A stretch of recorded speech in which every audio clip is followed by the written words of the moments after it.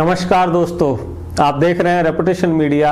मैं हूं आपका दोस्त राकेश पवार। दोस्तों, रेपुटेशन मीडिया के प्रोग्राम खास शख्सियत में आपका स्वागत है। और आज के प्रोग्राम की खास शख्सियत हैं एक ऐसी हस्ती जिनका नाम है दिनेश सिंह गुर्जर। दर्शकों, दिनेश सिंह गुर्जर इंकलाब विकास दल पार्टी के युवा मोर्चे के राष्ट्रीय अध्यक्ष हैं और आज हम उनसे बात करेंगे, जानेंगे उनकी पृष्ठभूमि के बारे में और उनकी जो पार्टी है इंकलाब विकास दल, उसके पार्टी के क्या उद्देश्य हैं, क्या विजन है और बहुत सी तमाम बातों पर उनसे चर्चा करेंगे। तो आइए बात करते हैं दिनेश सिंह गुर्जर जी से। गुर्जर साहब नमस्कार। नमस्कार पवार साहब, नमस्कार। कैसे हैं आप? बहुत अच्छे हैं, आप सुनाएं कैसे हैं? मैं बिल्कुल अच्छा हूँ। दिनेश सिंह जी, आप बेसिकली रहने वाले कहाँ के हैं? पवार साहब, हमारा गांव बुलंदशहर के एक छोटा सा गांव है बंगला पुटरी। मेरा जन्म वहीं पर हुआ है। बुलंदशहर जनपद उत्तर प्रदेश में? हाँ। ओके, तो आपकी जो पृष्ठभूमि है वो किस तरीके की है? परिवार किसान है जी। पिताजी हमारे फार्मर ही हैं और जो गांव में ग्रामीण आंचल से सब लोग आते हैं, उसी आंचल से हम भी आते हैं। तो आपकी एजुकेशन, शिक्षा दीक्षा वो गांव में ही हुई? प्राइमरी एजुकेशन मेरी गांव में हुई है जी। उसके बाद मैंने ग्रेजुएट, पोस्ट ग्रेजुएट और MBA मैंने बुलंदशहर से पोस्ट ग्रेजुएट किया है DAV PG कॉलेज से, और मास्टर्स, डबल मास्टर्स मैंने 2 विषय में की है, अर्थशास्त्र में और राजनीति शास्त्र में। उसके बाद फिर MBA किया? उसके बाद MBA किया है। तो आपने डबल MA और MBA किया है। MBA किया है। ओके, तो परिवार में कौन कौन लोग हैं? परिवार में माता पिता हैं, हम 3 भाई हैं, 3 बहनें हैं। आप सबसे बड़े हैं? मैं सबसे बड़ा हूँ। शादी हो गई? शादी हो गई। अच्छा, तो बच्चे? 2 बच्चे हैं मेरे पास, एक बेटी है, एक बेटा है। तो आपने डबल MA और MBA करने के बाद डायरेक्ट राजनीति में आ गए या कैसे, क्या रहा जीवन में, किस तरीके की चीज़ें रही? 1999 में हमारा परिचय एक ऐसे संगठन से हुआ जो विद्यार्थियों के लिए कार्य करता था। उसका नाम था अखिल भारतीय विद्यार्थी परिषद। जी। हम पहले से ही थोड़े नेतृत्व स्वभाव के रहे हैं, क्योंकि एक तो ब्लड है मार्शल्स, उसके चलते जो अन्याय की बातें होती हैं उसमें हम लोग सबसे पहले उसको न्याय दिलाने के लिए प्रयासरत रहते हैं। जी। उस चीज़ को देखते हुए भी दूसरा, जो उस समय की पृष्ठभूमि के आधार पर हम विद्यार्थी थे, तो विद्यार्थियों की समस्याओं को लेकर जब हम गांव से चलकर शहर आए, तो शहर में जो गांव के बच्चे आते थे उनको विद्यालय में बड़ी परेशानी होती थी। उन समस्याओं का समाधान जल्दी से नहीं हो पाता था। तो उन चीज़ों को ध्यान में रखते हुए हमने सोचा कि भाई ऐसा क्या किया जा सकता है जिससे इनकी समस्याओं को दूर किया जाए। तो हमें पता चला कि एक विद्यार्थी परिषद यहाँ पर एक संगठन है जो छात्रों की समस्याओं का निदान करता है। जी। जो समस्याएं छात्रों के एडमिशन्स को लेके होती थी, स्कॉलरशिप को लेके होती थी, कभी कभी कुछ बच्चों को तो ये भी पता नहीं होता था कि एडमिशन की प्रक्रिया क्या है, उनको कहाँ जाना है, कौन सी टेबल पे जाना है, किस टीचर से मिलना है, एडमिशन कहाँ हो रहे हैं, ये भी नहीं जानकारी हुआ करता था। तो उस चीज़ को ध्यान में रखते हुए कुछ संपर्क हमारा जो है विद्यार्थी परिषद के लोगों से हुआ, तो हमने विद्यार्थी परिषद ज्वाइन किया। विद्यार्थी परिषद में हम सबसे पहले नगर प्रमुख, उसके बाद जिला सदस्यता प्रमुख और फिर जिला प्रमुख रहे। कितने वर्ष तक आपने ये विद्यार्थी? मैंने लगभग 7-8 साल विद्यार्थी परिषद में काम किया। मतलब छात्र राजनीति में ही आ गए थे आप? जी जी जी। तो विद्यार्थी परिषद के बाद फिर आगे का कारवां कैसे बढ़ा? विद्यार्थी परिषद में कार्य करते करते हम लोग जब नेतृत्व में आगे बढ़ने लगे तो हमें कुछ चीज़ें समझ में आने लगी कि भाई राजनीति जो है एक पर्टिकुलर, कुछ लोगों ने अपना एक धंधा बना लिया है, उस पर काम कर रहे हैं, जिससे सबको हम समान दृष्टि से नहीं देख सकते। तो हमने विद्यार्थी परिषद, क्योंकि छात्रों के कार्य में और उस समय हम एजुकेशन में थे तभी तक था, उसके बाद हमने विद्यार्थी परिषद तो छोड़ दिया और वो समय भी था, उसके बाद हम सामान्य जीवन में चले गए। छात्र जब आप पढ़ रहे थे और आप विद्यार्थी परिषद में थे, तो जनरली विद्यार्थी परिषद से फिर लोग बीजेपी में जाते हैं, उसके युवा मोर्चे में जाते हैं, फिर पार्टीज में जाते हैं। तो बीजेपी ज्वाइन नहीं किया आपने? नहीं, हमारे साथ के बहुत मित्र हैं, अभी भी विधायक हैं, कुछ लोग सांसद भी बने हैं, अच्छे अच्छे ओहदों पे हैं, पदों पर हैं, और वो संगठन में भी अच्छी भूमिकाएं निभा रहे हैं। कुछ लोग युवा मोर्चा में हैं, कुछ लोग मेन भूमिका में हैं और भाजपा के साथ वो लोग जुड़ गए, क्योंकि आरएसएस का एक मुख्य विंग थी विद्यार्थी परिषद, तो उसका प्रमोशन फिर पॉलिटिक्स में होता है या फिर अन्य संगठनों में होता है। तो हमने मन बना लिया था कि यहाँ स्वतंत्र विचार के साथ में लोग काम नहीं करते हैं, इसलिए हमने उनके अन्य संगठनों में जाना उचित नहीं समझा और हम सामान्य जीवन में चले गए। तो फिर आप बिजनेस में रहे, जॉब में रहे, कैसे जीवन? हाँ बिल्कुल, लगभग हम यहाँ से 2007 में दिल्ली चले गए। हमारे एक गुरुजी थे, उन्होंने हमें भेजा और उसके बाद उन्होंने वहाँ बिजनेस सिखाया, मार्केटिंग में रहे और वहाँ हमने नेशनल लेवल पे मार्केटिंग का काम देखा उनका, क्योंकि इंडस्ट्रियल में थे वो लोग। तो 4 साल हम उनके साथ रहे। उसके बाद एक MNC कंपनी थी, 4 साल हम उसके साथ रहे और उसके बाद फिर हमारे एक मित्र हैं, उनके साथ हमने एसोसिएशन में कंस्ट्रक्शन का काम शुरू किया 2014-15 में। तो उसके बाद फिर बीच में एक आपका राजनीति से गैप रहा। उसके बाद फिर आप इंकलाब विकास दल जो पार्टी है, इससे आपका परिचय कैसे हुआ और कैसे जुड़े? जब हम दिल्ली में रहते थे तो दिल्ली जो टेरिटरी है हमारे अपने लोगों की है, सही मायने में जो कहा जाए तो राजधानी जो है वो, जो हम जिस कम्युनिटी से आते हैं, हम गुर्जर बिरादरी से आते हैं, तो गुर्जरों का बाहुल्य है वहाँ पर। लगभग 75% स्पेस जो दिल्ली का है वो गुर्जरों का है जी। और जब हम वहाँ रहे तो हमारा परिचय वहाँ बहुत सारे लोगों से, हमारे यार दोस्त रिश्तेदार सभी लोग वहाँ पे थे, तो हमारा परिचय उन लोगों से भी हुआ। हमें धीरे धीरे वहाँ पता चला कि भाई यहाँ पर गुर्जर विकास परिषद है, गुर्जर अखिल भारतीय महासभा है और गुर्जरों की एक राजनीतिक पार्टी भी चलती है। तो हम लोग वहाँ पर गुर्जर भवन बना हुआ है कोटला में, वहाँ पर जाया करते थे। तो हमारी मुलाकात वहाँ के वरिष्ठ लोगों से है। मैं गुर्जर विकास परिषद में भी हूँ, युवा मोर्चा का वाइस प्रेसिडेंट हूँ, उनके साथ में हूँ और अखिल भारतीय गुर्जर महासभा में भी मैं जो है एक सदस्य हूँ। और वहाँ पर रामशरण भाटी जी उस समय राष्ट्रीय अध्यक्ष हुआ करते थे, उन्होंने हमें गुर्जर अखिल भारतीय गुर्जर महासभा में हमें सदस्य बनाया और अग्रणी भूमिका के लिए उन्होंने काफ़ी कहा, लेकिन हमने कहा हम समाज के व्यक्ति हैं, आप समाज की सभा चलाते हैं, हम आपके साथ हैं।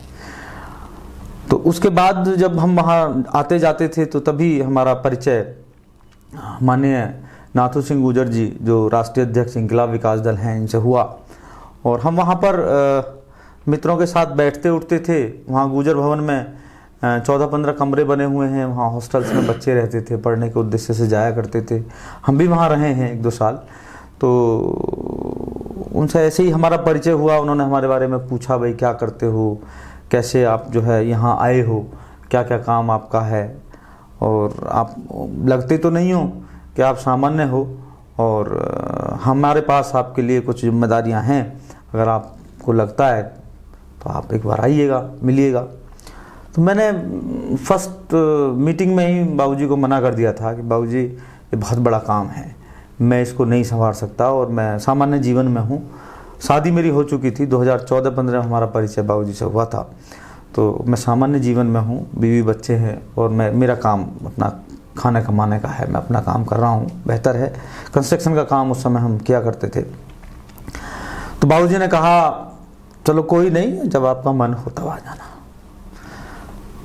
दूसरी मुलाकात हमारी बाबूजी से हुई, काफ़ी देर हमने बैठ के चर्चा की, बाबूजी कहाँ से हैं, क्या हैं, कैसे हैं। बाबूजी ने हमें अपने बारे में बताया, जो उनके प्रोग्राम्स थे उनके बारे में बताया जी। फिर एक बार उनका एक प्रोग्राम था तो उन्होंने कहा कोई बात नहीं, आप समाज के बच्चे हो और भाई प्रोग्राम में तो आ सकते हो।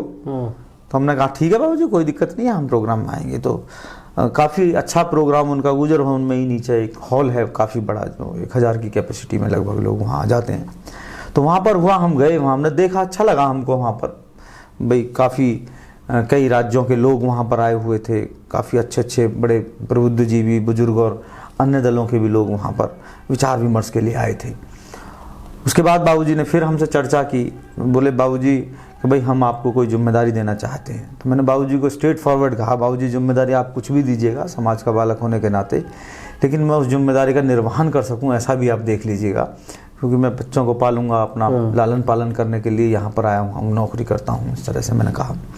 तो बाबूजी ने कहा जीवन में कुछ भी बन जाना, कितने बड़े धनवान बन जाना, सब यहीं रह जाएगा, और जो योग्यता आपके अंदर है और जो आप कर सकते हो, कर्मठता आपके अंदर है, जो मुझे दिखाई दे रहा है।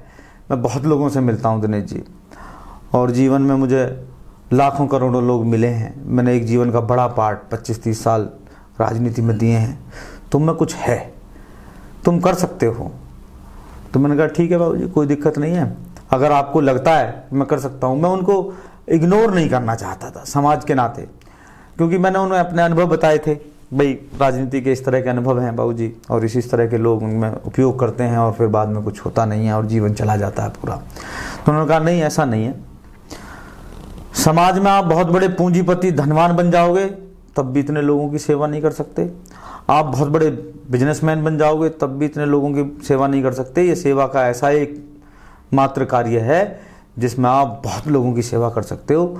अगर आप किसी प्रदेश में सरकार बना लेते हो तो सरकार उस प्रदेश में जितने लोग आते हैं आप उन सब की सेवा अपने मन से कर सकते हो। उनके व्यवहार, विचार और उन सब चीज़ों को अपने तरीके से संजो सकते हो, उनको अच्छी शिक्षा दे सकते हो, उनको अच्छा जीवन दे सकते हो, उनको अच्छा रोजगार दे सकते हो, उनके अच्छे बेहतर भविष्य की कामना उनके साथ में की जा सकती है।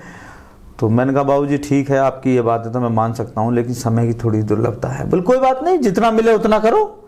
मैं ये नहीं कहता कि आप फुल टाइम मेरा ही काम करो या फुल टाइम राजनीति का ही काम करो। हमेशा पूरा समय जो है समाज का भी काम नहीं होता, अपना भी काम करो, अपने जीवन यापन के लिए भी जो काम कर रहे हो उसको भी करते रहो। जब भी समय मिले आप आओ। तो हमने 2014 में एक बड़ा प्रोग्राम बाबूजी ने किया। वहाँ पे 15 स्टेटों के लोग वहाँ पर बुलाए और 15 स्टेटों के लोगों के सामने मुझे वहाँ शपथ दिलाई गई। मुझे उन्होंने जिम्मेदारी दी राष्ट्रीय अध्यक्ष युवा मोर्चा। बड़ी जिम्मेदारी थी, मैं भी थोड़ा सा सहमा। मैंने कहा बाबूजी ये तो बहुत बड़ी जिम्मेदारी है। बोले नहीं, आप कर सकते हो, कोई दिक्कत नहीं, आप में स्किल है, वो कर सकते हो आप। तो इस प्रकार हम लोगों ने जो है कारवां स्टार्ट किया। फिर बाबूजी के साथ काफ़ी जगह घूमना हुआ। बाबूजी जहाँ भी जाते थे मैं साथ जाता था गाड़ी लेकर उनके। और बाबूजी ने कहा भी मुझे कि तुमने जो छात्र राजनीति की है, तुम बड़े उग्र हो सकते हो, लेकिन समाज में बड़ा शालीनता, धैर्यता और व्यावहारिकता के साथ कार्य किए जाते हैं, तो उन्हें तुम्हें सीखना पड़ेगा। तो मैं उनके साथ गया, मध्य प्रदेश गया, राजस्थान गया, पंजाब गया, हरियाणा गया, उत्तर प्रदेश गया, दिल्ली में रहते ही थे, और झारखंड, छत्तीसगढ़, काफ़ी स्टेटों में हम लोग जो है उनके साथ में सह भ्रमण हमने किया है। आपकी जो पार्टी है इंकलाब विकास दल जी, उस पार्टी का उद्देश्य क्या है? देखो, पार्टियों का जो मुख्य उद्देश्य होता है वो तो सत्ता प्राप्ति होता है। संवैधानिक तरीके से इस देश में जो है एक राजनीतिक party such type of mediator जो लोगों के लिए, लोगों को द्वारा चुनी जाने वाली सरकार के आधार पर कार्य करती है। लेकिन यहाँ पर अभी तक जितनी भी सरकारें चुनी गई हैं उसमें देश में जितनी पार्टियाँ रजिस्टर्ड हैं, जो भी राजनीतिक पार्टी सफल हो जाती है, जनता के द्वारा उसको मत दे दिया जाता है और जनता उसको सरकार बन जाती है, तो सब लोग अपने अपने उद्देश्यों की पूर्ति के लिए लग जाते हैं। बाबूजी से जब हमारी मुलाकात हुई थी तो काफ़ी गहन चर्चा हुई हमारी। बाबूजी आपका पार्टी बनाने का उद्देश्य क्या है, आपने क्यों ये पार्टी बनाई? बाबूजी ने अपने जीवन का एक बड़ा भाग बहुत दूसरी पार्टियों के साथ में दिया था। तो सामान्यतः बाबूजी ने जो हमें बताया वो यही बताया था कि हम जीवन में जो वास्तव में ग्राउंड पर रहने वाले लोग हैं उनके जीवन को हम किस तरीके से परिवर्तित कर सकते हैं, बदल सकते हैं, उनकी जीवन शैली को कैसे बेहतर बना सकते हैं, उसका एकमात्र उद्देश्य सत्ता प्राप्ति और सरकार बनाने को लेकर है। उसमें हम गांव गरीब, जो राजनीतिक पार्टी हमारी इंकलाब विकास दल है वो जो काम कर रही है, उसका मूल उद्देश्य जो है, जो उसकी विचारधारा है, वो गांव गरीब, किसान, मजदूर, पशुपालक, बेरोजगार और नौजवान पे काम करती है।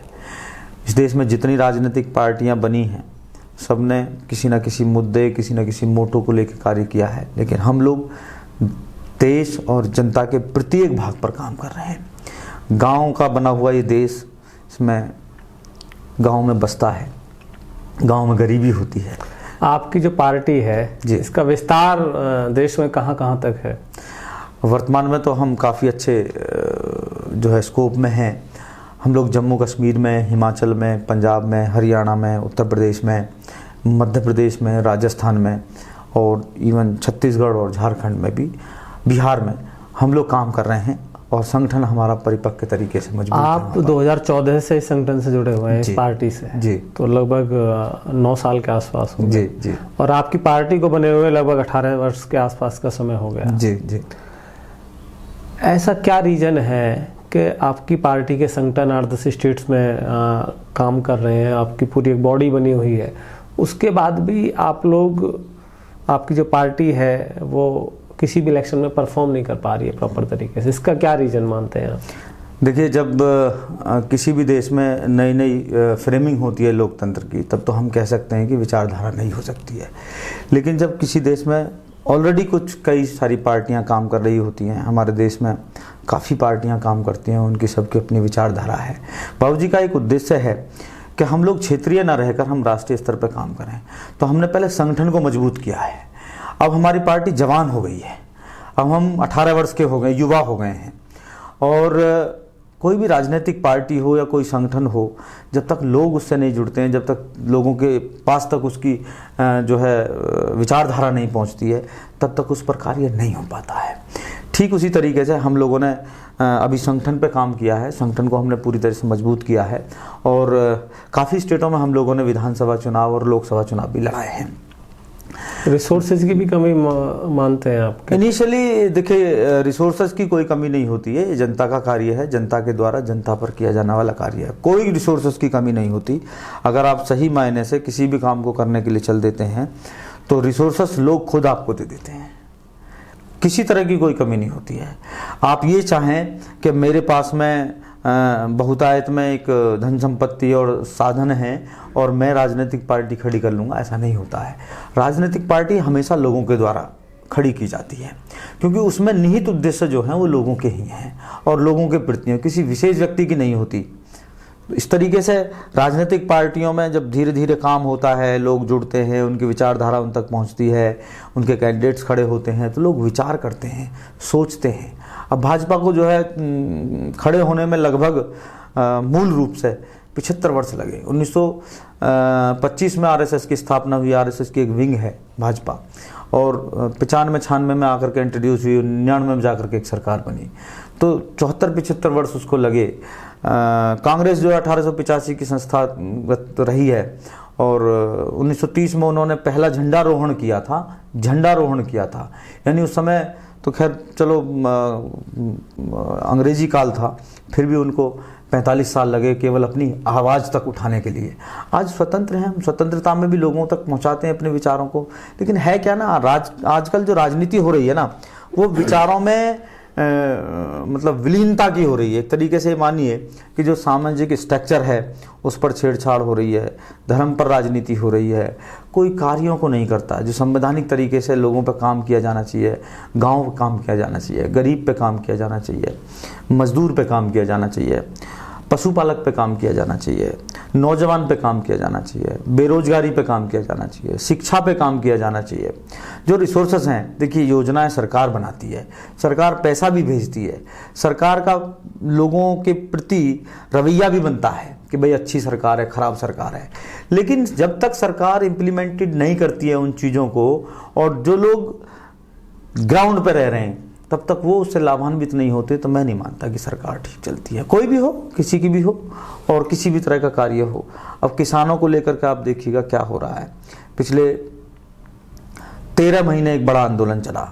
इस देश में कौन सी ऐसी दिक्कत है जी जो किसानों को जो है, किसानों की समस्या को हल नहीं कर पा सकते। इस देश का 70% जो वोटर है वो किसान है। वो खेतों में काम करता है, वो खेतों में मजदूरी करता है, अपने बच्चे पढ़ाता है, पालता है, बड़े करता है, उन्हें देश की सेवा के लिए भेजता है। तो क्या आप किसान की बात नहीं कर सकते? आप इंडस्ट्रिस्ट की बात कर सकते हैं। मानता हूं मैं कि जीडीपी में एक बड़ा योगदान आज इंडस्ट्री का हो गया है, सेवाओं का हो गया है, लेकिन सेवक भी तो वहीं से निकल कर आ रहे हैं, उन पर भी गौर दिया जाना चाहिए। लोग इन चीज़ों पर गौर नहीं दे रहे हैं। जो राजनीतिक पार्टियां अगर इसी तरीके से धर्म पर काम करती रहीं तो एक दिन इनका भी विनाश हो जाएगा और देश भी गड्ढे में जाएगा। मेरा मानना यह है।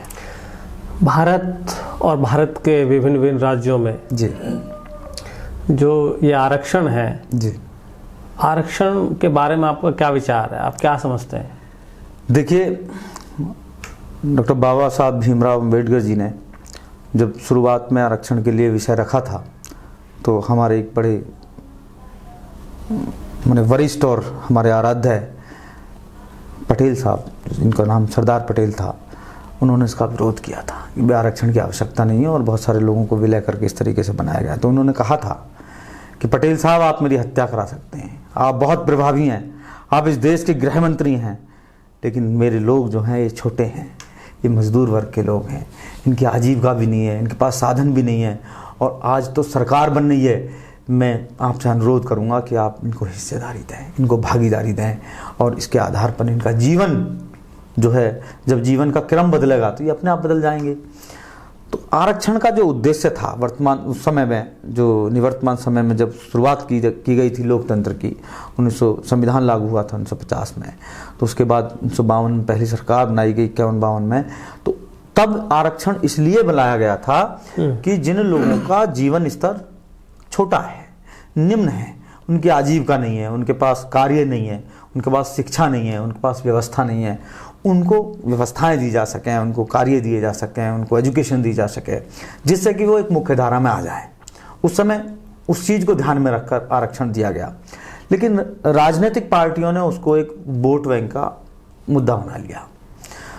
उस समय भी SC ST के लिए उन्होंने आरक्षण मांगा था। हमारे देश में 15% SC के लोग रहते हैं। 10 साल के लिए शायद वो रिजर्वेशन लागू हुआ था। हाँ, उन्होंने ये कहा था कि आप ज़्यादा नहीं दें, लेकिन 10 साल तो दें, 10 साल में इनका जितना जीवन स्तर सुधरता है उसको रिफाइन करके जो बचते हैं उनको ऊपर उठाइएगा। तो देखिए, ऐसा नहीं था कि SC के लोगों का जीवन स्तर निम्न था, जीवन स्तर तो और भी लोगों का निम्न था, लेकिन उनकी बात रखने वाला नेता था, उनकी बात गृह मंत्री तक पहुंचाने वाला नेता था, उनकी बात प्रधानमंत्री तक पहुंचाने वाला नेता था, तभी तो उनको आरक्षण मिल सका, और तभी उनका जीवन स्तर थोड़ा बहुत जो सुधर सका, नौकरियों में आए, शिक्षा में आए, आगे आए, और उन्होंने बराबरी की है आज। तो उसी की बदौलत है। तो मैं मानता हूं कि आरक्षण का एक बहुत बड़ा भाग जो है, बहुत बड़ा अंश इस बात में है कि भाई जो जीवन स्तर है लोगों का वो बदलता है।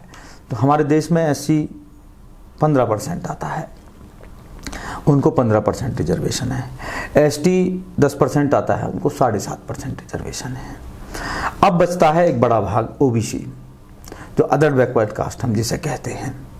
उनको कोई आरक्षण 40 सालों तक नहीं दिया गया है। स्वतंत्रता के बाद 90 में BP सिंह की सरकार बनी, मंडल कमीशन उन्होंने बनाया, और उसकी रिपोर्ट देखने के बाद उनको लगा कि भाई वास्तव में ये तो SC ST जिस तरह की जीवन शैली में जी रहा है उसी जीवन शैली में BC के लोग भी जी रहे हैं, लेकिन BC वालों की संख्या बहुत थी, वो 52% लोग थे। जो 52% लोग थे उनका भी जीवन स्तर लगभग उसी तरीके का था। पहले कुछ था नहीं, पशुपालन था और खेती थी, मजदूरी थी, उसके अलावा कुछ था नहीं। तो उनका एजुकेशन का स्तर कैसे बढ़े, उनको जो है नौकरियां कैसे दिलाई जाएं, फिर उनको नौकरी में प्रमोशन कैसे दिलाई जाएं, उनके जीवन स्तर में कैसे परिवर्तन किया जाए, मूलतः सरकार का काम होता है, वो करना चाहिए। लेकिन 40 सालों तक जो OBC के लोग हैं, जिन्हें हम अदर बैकवर्ड कास्ट कहते हैं, अन्य पिछड़ा वर्ग कहते हैं, वो एक बड़ी संख्या में आते हैं, उनको कोई किसी तरह की फैसिलिटी नहीं दी गई। और एक बड़े बहादुर प्रधानमंत्री इस देश में हुए BP सिंह, उन्होंने इस चीज़ को लागू किया, लेकिन आज भी उसका कोई फ़ायदा नहीं है। उन्होंने 27% आरक्षण उन लोगों को दिया, लेकिन स्टेट ने कहीं 5% लागू है, कहीं 10% लागू है, मैक्सिमम 14% लागू है, उससे ज़्यादा कहीं लागू ही नहीं है। 27% आरक्षण जो OBC का वो लागू ही नहीं है पहली बात तो। और एक बड़ा खेल इसमें देखिएगा, आरक्षण के नाम पर इस देश के साथ जो गद्दारी की गई, धोखा किया गया, और मानिएगा कि एक तरीके से चतुर लोगों ने जो चाल चली जनता के साथ, कि इस पूरे आरक्षण क्रम में आप देखिएगा कि देश का 52%, देश का 15% और देश का 10%, तो लगभग ये जो 77% के आसपास इनकी संख्या बैठती है, और 10% माइनॉरिटी आता है, तो ये 87% के आसपास इनका एक संख्यागढ़ बैठता था। हम फिर भी कहते हैं, कांशीराम जी भी कहते थे 1585 का नारा है। 15% लोगों ने, जो 15% मात्र थे, 15% लोगों के लिए एक बिल्कुल एंटायर तरीके से सामान्य के लिए 50% का आरक्षण अपने आप में हो गया और किसी ने गौर नहीं दिया, इस बात पर किसी ने सोचा नहीं, किसी ने विचार नहीं किया। एक दिन मैं ऐसे ही बैठा हुआ था, मैंने कहा बाबूजी आरक्षण आप मांग रहे हैं या आप दूसरों को दे रहे हैं? तो उन्होंने कहा नहीं नहीं, तो आरक्षण मांगने वाले लोगों को सरकार ने आरक्षण दिया और हम दे रहे हैं। तो मैंने कहा साहब आप तो बहुत बड़ा आरक्षण दे रहे हैं। बोले कैसे? मैं कहा आप देश के 15% लोगों को 15% आरक्षण दे रहे हैं, बहुत अच्छी बात है, उनको देना भी चाहिए, लेकिन मैं आपसे जानना चाहता हूं कि पिछले 75 वर्षों में कितने लोगों का जीवन स्तर बदला है। बड़ी बात है, सोचने वाला विषय है कि आप 75 वर्षों में 15% लोगों का भी जीवन स्तर नहीं बदल सके, जबकि उनको आरक्षण दे रखा है आपने, पूरा 15% का आरक्षण पूरा दे रखा है। मतलब 15% लोग हैं उनको पूरा आरक्षण है, उनको एजुकेशन में भी आरक्षण है, उनको नौकरियों में भी आरक्षण है, उनको प्रमोशन में भी आरक्षण है, इवन उनको राजनीति में भी आरक्षण है, लेकिन उनका आप जीवन स्तर नहीं बदल सके। कितने लोग जो है आरक्षित रूप से आपको लगता है कि उनका जीवन सुधर गया होगा? आज भी गांव में आप देखिएगा एससी के जो भाई हैं उनका जीवन स्तर वही है, वो मजदूरी कर रहे हैं, खेतर किसान हैं, खेतों में काम करने वाले लोग हैं, ज्यादातर मजदूरी करने वाले लोग हैं। मोची आज भी मोची का काम कर रहा है, बताइए उसका जीवन स्तर कहाँ बदला है? रिजर्वेशन से कुछ लोगों के तो स्तर, हाँ कुछ लोगों का मैं मानता हूं, कुछ लोगों का बदला है, लेकिन 75 वर्षों में इतना समय लग गया पवार साहब कि 75 वर्षों में 15% लोगों का जीवन स्तर आप सामान्य नहीं कर पाए। ये बड़ी बात है, दुर्भाग्य का विषय है। दूसरा विषय है कि जो 10% लोग हैं एसटी ट्राइबल एक्ट में आते हैं, ट्राइबल एक्ट में जो आते हैं, वो शेड्यूल ट्राइब एक्ट में आते हैं, वो जो है वो उनका 10% लोगों को 7.5% आरक्षण दे रखा है। आज भी आप देखिए मध्य प्रदेश में बुरा हाल है, आप भी आप उत्तराखंड में जाके देखिए, आप हिमाचल में जाके देखिए, आप झारखंड में जाइए, छत्तीसगढ़ में जाइए, आप बुरा हाल है। वहाँ लोगों को आजीविका के लिए पैसे नहीं है, उनके पास कपड़े नहीं हैं, उनके पास जो है घर नहीं है। तो बताइए कहाँ आप जो है देश में उसको इम्प्लीमेंट कर पा रहे हैं? दूसरा आप देखिए 90 में मंडल कमीशन लागू हुआ, आज 90 से अब आज हम 33वें वर्ष में बैठे हुए हैं। ओबीसी के 52% लोग हैं, कितने प्रतिशत लोगों का जीवन बदला है? और एक बड़ी स्मार्टनेस देखिएगा, 50% लोगों को पूरा मतलब 15% लोगों को पूरा 50% आरक्षण, 51.5%। इनको अगर आप देखते हैं इस तरीके से, जनरल कास्ट में जो लोग आते हैं, हाँ, जी, वो लोग तो ये बोलते हैं कि भाई रिजर्वेशन की वजह से हमें मौका नहीं मिल पा रहा है, इस तरीके की चीजें हो रही हैं। देखिए वो बिल्कुल सही बोलते हैं, वो इसलिए बोलते हैं कि वो आपको ये जताना चाहते हैं कि देखो हम तो रिजर्व नहीं है फिर भी आपसे आ गए हैं, लेकिन आप करते नहीं है, आप करते नहीं, वो आपको ये जताना चाहते हैं। लेकिन वास्तविकता पवार साहब इससे कहीं परे है। आप सामान्य व्यक्ति, कोई भी सामान्य व्यक्ति, आप सोचिएगा कि 100 लोग हैं, 100 लोगों में जिनकी संख्या 15% है, 100 लोगों में जिनकी संख्या 15% है, उन 15% को 50% वैकेंट मिला हुआ है, और जो 85% लोग हैं उनको आपने आरक्षित कर दिया है। आरक्षित मीन्स तुम एक गाड़ी के डब्बे में बैठोगे और 3 डब्बे हमारे लिए खाली रहेंगे, हम उसको खाली ले जाएं, हम उसको भरा रखें, हम उसको किसी तरीके से। अब तो और स्पेशल हो गया है। पहले क्या होता था, उस आरक्षण में एक फायदा था कि जो बच्चे उस कैटेगरी में ऊपर आ जाते थे तो वो सामान्य में काउंट हो जाते थे, लेकिन अभी पीछे के कुछ सुप्रीम कोर्ट के आदेशों के आधार पर ये लागू हो गया है कि जो जिस कैटेगरी में है वो उसी में काउंट होगा, चाहे वो कितने अच्छे नंबरों वाला हो। पहले होता क्या था कि 100% में से किसी के 80% मार्क आ गए, 80+ मार्क्स आ गए तो वो जनरल में काउंट हो जाता था, लेकिन अब ऐसा नहीं है। अब आप देखिए 52% संख्या ओबीसी की है, 15% संख्या एससी की है, 67%, और उसके बाद में 10% संख्या एसटी की है, 7.5% उनको भी दे रखा, चलिए 7.5 हो गया, और 10% ये 85% ऑलमोस्ट लोग हो गए, उनको आरक्षित कितना किया गया? 15 और 7.5 22, 22.5 और 22.5 और 27 49%। वैकेंट कितना बचा? 51.5%, 51.5% वैकेंट बचा। वो किन लोगों के लिए जी? केवल 15% लोगों के लिए, और 15% लोगों में भी स्पेशल जो उसका उपभोग कर रहे हैं वो केवल 3.5% लोग कर रहे हैं मैक्सिमम। उनके पास 3 ऑप्शन है जी, आप देखिए ना, उनके पास 3 ऑप्शन है। उनके पास ऑप्शन है, आप डॉक्टर बन जाइए, नहीं बनते हो, इंजीनियर बन जाइए, नहीं बनते हो तो आप मास्टर बन जाइए, नहीं बनते हो तो आईएएस अधिकारी बन जाइए, नहीं बनते पीसीएस बन जाइए, नहीं बनते तो लॉयर बन जाइए, जज बन जाइए। उनके पास ह्यूज मतलब वो है। आप देखो जुडिशरी का ऐसा सिस्टम है, आप देखिएगा एक विशेष वर्ग के लोग जुडिशरी पे कब्जा किए हुए हैं आज भी। आप आईएएस लॉबी को आपके देखिएगा। हिसाब से जी, आरक्षण किस तरीके से लागू होना चाहिए? जितनी जिसकी संख्या हो उतनी उसकी भागीदारी, जितनी जिसकी हिस्सेदारी उतनी उसकी भागीदारी। मेरा मानना यह है आरक्षित मत करो, आहरित कर दो उसको। आहरित से मतलब जितनी उसकी संख्या है उतना उसको हिस्सा दे दो, काम खत्म। कोई कहना ही नहीं है जी भाई, जितनी जिसकी संख्या, आप 100 लोग हैं, 100 लोगों में 52% लोग हैं, 52% को 52% हिस्सा दे दो, जो 15% उनको 15% हिस्सा दे दो, जो 10% है उनको 10% दे दो, जो 15% है उनको 15% दे दो, सबको मिलेगा ना जी।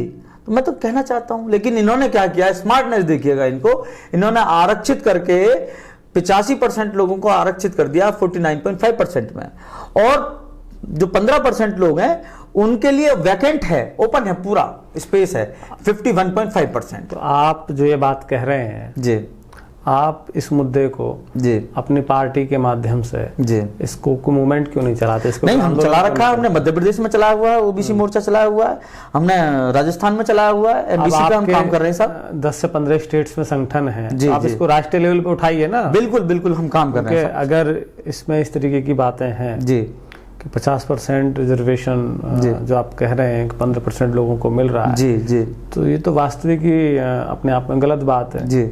और डेमोक्रेसी में ये चीजें, और एक बड़ी स्मार्टनेस देखिएगा, जी। एक विशेष वर्ग ने, जब एससी का एक एससी वर्ग के लोगों ने एक मूवमेंट किया, भाई उनका एक रिजर्वेशन को ख़त्म किया जा रहा था, ये 15-16 की बात, 16-17 की बात है, तो उन्होंने एक मूवमेंट किया। उस मूवमेंट को लेके जैसा आपने बताया भी और है भी वास्तव में कि वो 10 साल के लिए बाबा साहब ने मांगा था कि 10 साल में इनका जीवन स्तर बदल जाएगा, लेकिन सरकारें अपने हित पूर्ति के लिए 25% वोट बैंक को भुनाने के लिए हमेशा उसको एक्सटेंड करती रही। भाजपा सरकार ने भी किया, कांग्रेस ने किया 50 साल, भाजपा ने किया 20 साल, अभी भी एक्सटेंड हुआ है वो।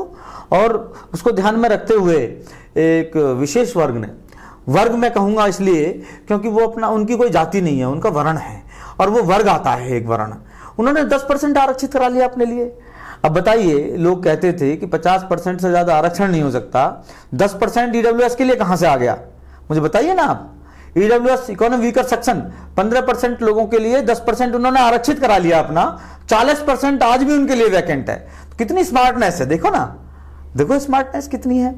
मैं तो ये कहता हूं कोई आरक्षण मत दीजिए, सबका एक सर्वे कराइए, जो जिस तरीके के जिसके लायक है उसको वो सहायता दीजिए। सरकार का काम है लोगों के जीवन को बदलने का और लोगों के जीवन को उत्तम बनाने का, लोगों के कल्याण करने का।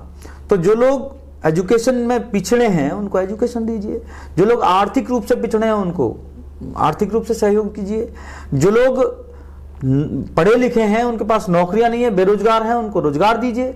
भाई यही तो काम है हमारा, तभी तो हमारे देश का ग्रोथ होगी, तब जब हमारे सभी लोगों के पास काम होंगे और जो उनकी ज़रूरत है वो पूरी होंगी, तो बेहतर सरकार भी चलेगी, अच्छा देश भी चलेगा, बेहतरीन जीडीपी भी होगी, अच्छे काम भी होंगे। हमारा मानना तो यही है। वर्तमान में जो सरकारें काम कर रही हैं, सेंटर में हो या उत्तर प्रदेश में या जो भी प्रदेशों में सरकारें चल रही हैं, तो वर्तमान में आपका क्या सोचना है, ये सरकारें जो काम कर रही हैं? देखिए, सरकारें जो काम करती हैं वो अपने एजेंडे पे काम करती हैं। आज भी जो भिन्न भिन्न जगहों पर सरकारें काम कर रही हैं वो अपने एजेंडे पे काम कर रही हैं। इनका उद्देश्य, मैं मानता हूँ, किसी एक दो को छोड़ करके तो कह नहीं सकते हम, कोई भी सरकार हो वो अपने एजेंडे पे काम करती है। वर्तमान में देश के क्या हालात हैं, आपको क्या महसूस होता है कि देश के हालात सुधर रहे हैं या क्या क्या है, क्या सोचना है आपका? देखिए, इकोनॉमिक जीडीपी सर्वे के आधार पर कहा जाए तो देश के हालात सुधर रहे हैं, इसमें कोई शक नहीं है। पढ़े लिखे लोगों का देश है, चला रहे हैं वो लोग, लेकिन वास्तविक स्थिति यह है, जो वस्तु स्थिति पर देखा जाए तो देश में किसान परेशान हैं, देश में जो पढ़े लिखे लोग हैं बेरोजगार घूम रहे हैं, वो परेशान हैं। एजुकेशन के नाम पर लोग धंधा कर रहे हैं, एजुकेशन आने वाले समय में लोगों को दी कैसे जाएगी, वो परेशान हैं। जिन लोगों के पास बल है वो बल निर्बल है, जो सबल है वो भी निर्बल है, क्योंकि उसके पास काम नहीं है। 2016 तक बहुत अच्छा देश चल रहा था, 16 के बाद जीएसटी लगी, आधे बिजनेस ठप हो गए, आधे लोग नौकरी से घर बैठ गए।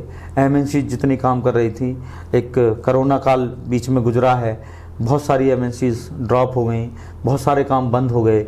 इससे देश में एक ह्यूज बेरोज़गारी डेवलप हुई, और जो बेरोज़गारी है इस बेरोजगारी से हम देश की इकोनॉमी बेहतर दिखा सकते हैं, हम देश में लोकतंत्र बढ़िया चला सकते हैं, देश में सामंजस्य बढ़िया हो सकता है। लेकिन जब तक लोगों के परिवार बेहतर नहीं चलेंगे, जब तक उनको रोजगार नहीं देंगे हम, जब तक उनको अच्छी शिक्षा नहीं देंगे हम, जब तक उनको बढ़िया एटमॉस्फेयर माहौल नहीं देंगे हम, तब तक उनका भविष्य सुनिश्चित नहीं कर सकते। तो देश का माहौल तो आप समझ सकते हैं कि जिस देश में 13 महीने किसान सड़कों पर बैठा हो मात्र इस बात को लेके कि हमारी एमएसपी निर्धारित कर दो और हमारे जो खेत तुम दूसरों को बेचना चाह रहे हो वो बंद कर दो, और बाद में उन्होंने उसको माना तो क्यों 13 महीने लगे समझ नहीं आया। युवा संगठित नहीं है, वो कह नहीं सकता अपनी बात, लेकिन परेशान है, बेरोजगार है, नौकरी नहीं है। इवन एक नौकरी हुआ करती थी, जो नौकरी में जो बच्चे युवा होते थे वो अग्रसित होकर भाग लेते थे उसमें कि मैं फौज में लग जाऊंगा, मैं पुलिस में लग जाऊंगा। आज फौज की नौकरी को भी कॉन्ट्रैक्ट बेस्ड बना दिया इन्होंने। ये गलत व्यवस्था है, ये गलत तरीका है। अगर देश इसी तरीके से चलेगा तो मैं समझता हूँ आगे नहीं चल पाएगा। तो सरकारें तो ये बोल रही है कि ये बहुत शानदार योजना है, इससे बहुत शानदार इम्प्लीमेंटेशन में आने के बाद पता चलेगा ना जी। भाई युवाओं का क्रेज तो टूट रहा है, युवाओं को यही नौकरी नहीं है तो फिर बाद में मिलेगी, उसका क्या भरोसा है ये बताइए। ये इसमें उन्होंने 25% जो दिया है उनको परमानेंट का। देखो देने वाली तो बातें, देने वाली बातें तो उन्होंने भी की हैं, हम भी कह सकते हैं, लेकिन एक्चुअल में दी जाए तब है ना जी। एजुकेशन का एक पूरा पार्ट इस संविधान के आधार पर इस देश के 14 साल तक के प्रत्येक बच्चे को एजुकेशन फ्री दी जानी चाहिए बाई गवर्नमेंट। कितने बच्चे ड्रॉप आउट हैं कोई डाटा इस देश में किसी के पास नहीं है। कितने बच्चों को एजुकेशन के बाद नौकरियां मिली कोई डाटा इस देश के पास नहीं है। कितने बच्चे बेरोजगार हैं इस देश में कोई डाटा इस देश में नहीं है। हाँ डाटा है किस बात का, हमने इतने बच्चों को शिक्षा दी, हमने इतने बच्चे को टेक्निकल एजुकेशन दी, अरे भाई उनका इस्तेमाल कहाँ हो रहा है? उनका इस्तेमाल भी तो होना चाहिए ना जी। एक आता है तकनीकी हिरास नियम, हमने पढ़ा था तकनीकी हिरास नियम। पवार साहब तकनीकी हिरास नियम उसको कहते हैं कि मेरा बेटा इंजीनियर बन गया और वो मेरा बेटा इंजीनियर बन के इस देश में उसने इंजीनियरिंग की पढ़ाई की, इस देश की वो असेट्स हुआ, लेकिन वो अमेरिका में जाके नौकरी कर रहा है, तो उसका क्या फायदा है मेरे देश को और मुझे, जो अपने श्रम को जाकर के वहाँ बेच रहा है। उसको यहीं पर इस्तेमाल किया जाए, उसको यहीं पर रोजगार दिया जाए, जिससे कि ये देश भी तरक्की करे और उसको भी राष्ट्र भावना के आधार पर आगे बढ़ा सके। ये तो एनवायरमेंट पैदा करना देश में सरकारों के काम बिल्कुल है, बिल्कुल, तो ये सरकारों के द्वारा ही किया जाता है जी। अभी एक देश में चर्चा चल रही है यूनिफॉर्म सिविल कोड पर जी, तो इस पे क्या सोचना है आपका? अगर सरकार इसको लेके आती है तो ये कितनी सही है और कितना आप इसको? देखिए चुनी हुई सरकार के जो निर्णय होते हैं उन्हें आप मानो या ना मानो, सरकार अपना निर्णय ले लेती है और उस पर कानून बनाती है। वो ठीक है, इस देश में कोई भी कानून रायशुमारी से नहीं बना है, ना बनाया जाता है। रायशुमारी से अगर कोई कानून बनता है उसका विरोध नहीं होता, इसलिए कि मैक्सिमम लोगों को फायदा पहुंचाने वाला होता है। मेरा मानना यह है कि यूनिफॉर्म सिविल कोड एक बहुत अच्छा कानून है, लेकिन उसको इम्प्लीमेंट तरीके से कराया जाए, लोगों में उसके लिए पहले जागरूकता फैलाई जाए, लोगों को बताया जाए कि भाई यूनिफॉर्म सिविल कोड से नुकसान तुम्हारा कुछ नहीं है, फायदा ही है, उससे फायदा है। ग्राउंड पर बहुत सारी चीज़ों के फायदे होंगे, लोगों में बहुत सारे फायदे होंगे, इस तरह से उसको बताया जाए पहले। जब लोगों की एक्सेप्टेंस बढ़ जाए, तब लोग उस चीज़ को मान जाएं, तब उसको इम्प्लीमेंट किया जाए। होता क्या है पवार साहब, हम और आप एक विचार कर लेते हैं डिबेट में बैठ के, उसके आधार पर एनालिसिस निकल आता है, 100 लोगों का एक हम सेंसेक्स ले लेते हैं, उसके आधार पर हम उसको इम्प्लीमेंट करा देते हैं। ये गलत है, ये व्यवस्था गलत है। यूनिफॉर्म सिविल कोड का मतलब ये होता है कि पूरे देश में एक विधान, एक कानून, ठीक है, अच्छी बात है, होना भी चाहिए, लेकिन पूरे देश में डिफरेंट डिफरेंट संस्कृति हैं, डिफरेंट डिफरेंट व्यवस्थाएं हैं। आप कानून बनाओ, रायशुमारी करो, लेकिन उनमें कुछ इस तरह की भी व्यवस्थाएं रखो कि जहां जिस कल्चर में जो व्यक्ति रह रहा है उस पर थोपी ना जाए, उसको कंफर्टेबली एक्सेप्ट कर ले। मेरा मानना यह है। माइनॉरिटी के जो लोग हैं देश के अंदर, वो जहां तक है इस कानून का विरोध लोग कर रहे हैं, तो उनको क्या, आप उनका क्या नुकसान मानते हैं? आप उनको क्या? देखो माइनॉरिटी के लोगों का दरअसल है क्या कि इस देश को, जब देश की आज़ादी हुई तो इस देश में एक धर्म के नाम पर पूरी दुनिया में एक देश बसाया गया जिसका नाम पाकिस्तान था। कुछ लोग वहाँ चले गए, बाकी कुछ लोग यहाँ रह गए। हमारा देश धर्मनिरपेक्ष देश है, इसमें सर्वधर्म के लोग रहते हैं और सामंजस्यता से और समरसता के साथ में रह रहे हैं, किसी को कोई परेशानी नहीं है। लेकिन हाँ, कुछ लोग जो धर्म के नाम पर राजनीति करते हैं, उन लोगों को परेशानी है।